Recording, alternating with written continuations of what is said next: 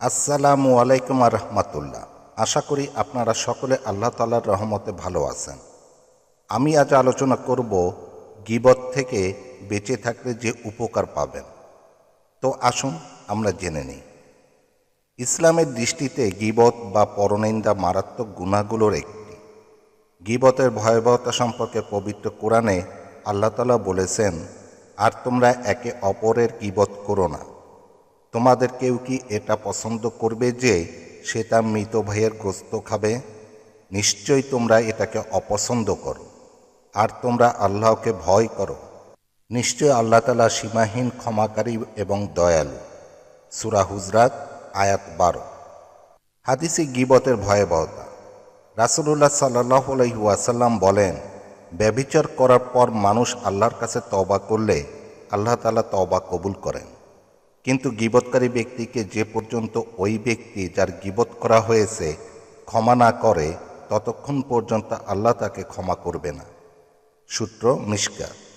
অপর এক হাদিসে রাসূল কারীম সাল্লাল্লাহু আলাইহি ওয়াসাল্লাম বলেন, যে ব্যক্তি তার দুই চোয়ালের মাঝের অঙ্গ অর্থাৎ মুখ এবং দুই রানের মধ্যবর্তী অঙ্গ অর্থাৎ লজ্জাস্থান হেফাজতের দায়িত্ব নিবে, আমি তার জন্য জান্নাতের দায়িত্ব নিব।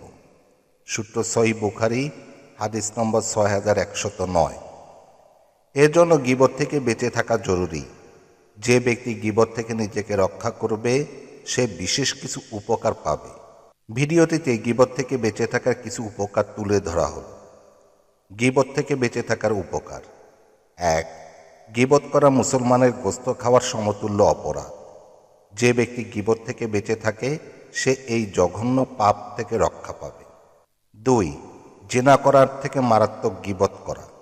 যে ব্যক্তি গীবত ত্যাগ করল সে এই মারাত্মক পাপ থেকে নিজেকে রক্ষা করল। 3. গীবতের কারণে রোজার মতো গুরুত্বপূর্ণ ইবাদতও নষ্ট হয়ে যায়।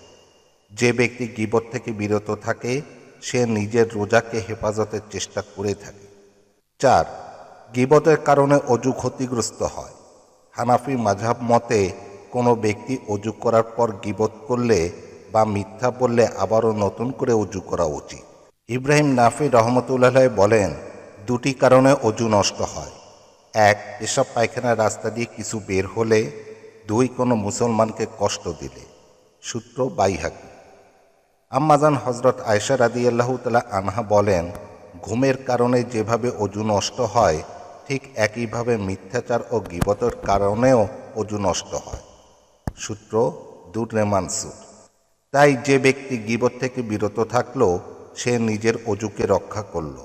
আর ইসলামের গুরুত্বপূর্ণ ইবাদত নামাজ ও কোরআন স্পর্শ করে তেলাওয়াতের জন্য অজু আবশ্যক। অজু ছাড়া এই ইবাদতগুলো পালন করা যায় না। 5. পবিত্র কোরআনে গীবতকে হারাম বলা হয়েছে, তাই কোনো ব্যক্তি গীবত থেকে বিরত থাকলে হারাম কাজ অর্থাৎ কবিরা গুনাহে লিপ্ত হওয়া থেকে বেঁচে গেল। 6. গীবতের মাধ্যমে অন্যকে আঘাত করা হয়। সুফিয়ান সাউরি রহমতুল্লাহ বলেছেন, আমি কোনো ব্যক্তির গীবত করার থেকে তাকে তীর দিয়ে আহত করাকে সহজতর অপরাধ মনে করি। তাই যে ব্যক্তি গীবত ত্যাগ করল সে অন্যকে আহত করা থেকে বিরত থাকল। 7. যে ব্যক্তি নিজের বাকশক্তি নিয়ন্ত্রণ না করে অন্যের গীবত করে বেড়ায় সে মানুষের কাছে অপমানিত হয়। তাই গীবত থেকে বিরত থাকলে নিজেকে অপমানের হাত থেকে রক্ষা করা যায়। 8. গীবত থেকে বিরত থাকার মাধ্যমে নিজের অন্তরকে পরিচ্ছন্ন ও নির্মল রাখা যায়। রাসূল সাল্লাল্লাহু আলাইহি ওয়াসাল্লাম বলেছেন, মুমিন যখন কোনো গুনাহের কাজ করে তখন তার অন্তরে একটি কালো দাগ পড়ে যায়। সূত্র ইবনে মাজাহ।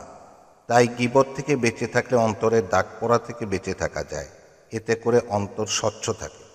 9. যে ব্যক্তি অন্যের গীবত করে না সে কিয়ামতের দিন লজ্জিত ও অপমানিত হবে না, কারণ সে মানুষের মান সম্মানে হস্তক্ষেপ থেকে বিরত থেকেছে।